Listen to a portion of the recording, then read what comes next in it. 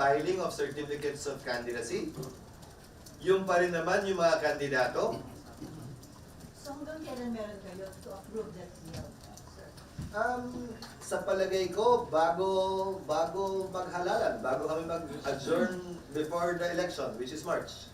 Pero may counterpart. Yung huling session namin, di ba, ay March. Pero hindi ba magigipit yung sa COMELEC if gano'n nakaklose? Di ba pa? Handa na sila, di ba? O di pag hindi namin napasa, tuloy. Pag pinuspone namin ng 1 buwan, 1 linggo, 2 buwan, Bawas na. handa na nga sila dapat on the day of the election, di ba? E di siguro naman, dapat mas handa sila 1 month after the election. Di ba? Di ba sabi ng chairman ng COMELEC, handa daw sila. In fact, nagpunta siya sa Cotabato ng filing hanggang sa last day of filing, di ba? Sir, So handa pala eh. So, mas may oras pa sila para maghanda.